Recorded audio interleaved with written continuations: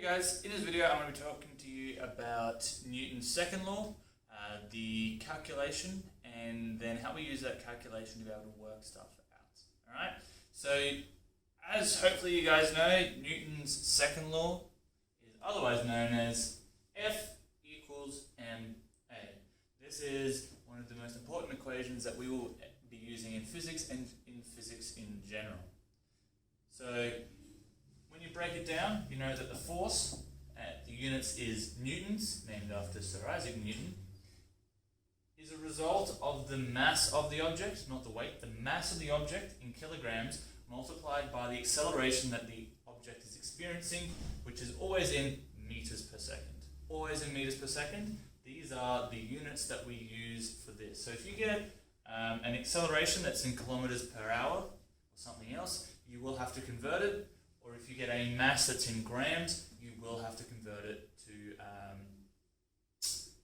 kilograms. Well, that was difficult for me. Again, that's about as simple as it gets, but let's do a quick example to work through this. So, I want to find out the force required of me to get my body moving. It's been the end of a very long day. To get it moving in a certain speed, I'm going to make up the acceleration. But essentially, you've got my mass, which is 87.5 kilograms, and I want to accelerate it by 4 meters per second squared. So we've got our mass, which is 87.5 kilograms, and we have our acceleration, which is 4 meters per second. So essentially, what you then need to do is what I should have done, which is work this out beforehand so I knew the answer, but what I might have to do is actually use my calculator and do it right now, which is on. There we go, 87.5 times 4, and that equals, probably should have done that in my head, is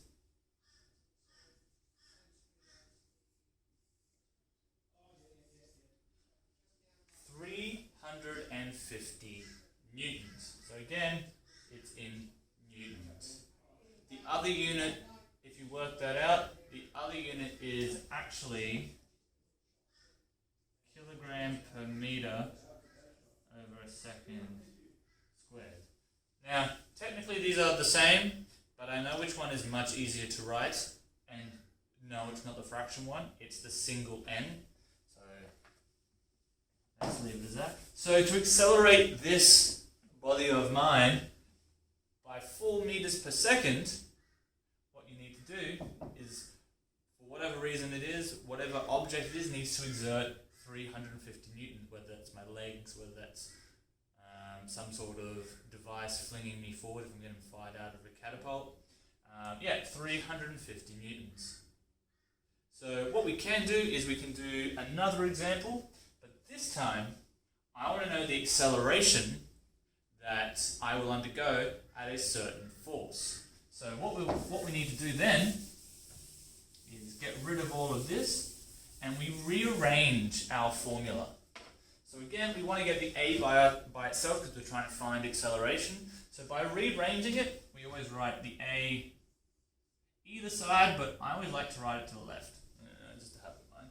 And to get the m from this side to that side, to go through, you have to divide both sides by m, or an easy way is just move m down the bottom. So a equals f over m.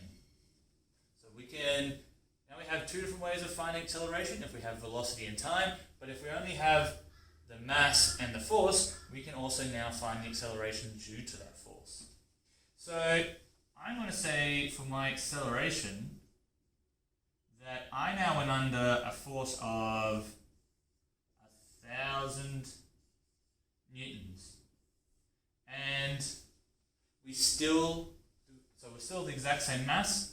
I haven't actually gained any weight in the time that I have created this calculation. So again, what I do is I get my handy dandy calculator, divide that by 87.5, and I get my acceleration, which is 11.2, no it's not, it's 3 meters per second squared.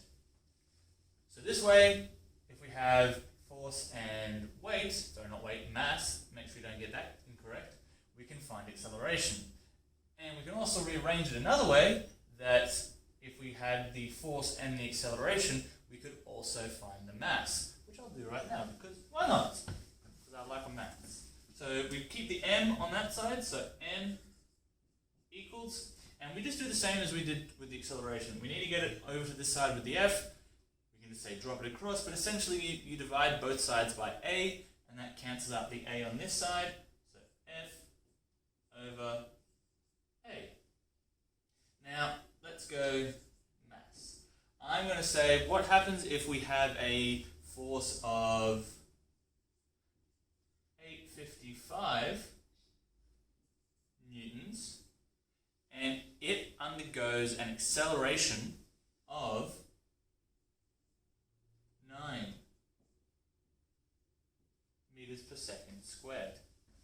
So what I need to do is I need to get my force, which is 855, and we need to divide that by our acceleration, which is 9, and we get the weight of this individual is indeed, again I said weight, I don't know why I'm saying weight, it's mass, always remember mass, 95 kilograms. So this way we can use it acceleration, we can use it to find acceleration, we can use it to find mass, and initially we can use it to find force. So hopefully this helps you further understand the equation F equals ma, again how to rearrange it and how we can find certain things. If you need to go back to the start of this video to work through it again, please do so, but if you're all good with that, I'll catch you in the next video.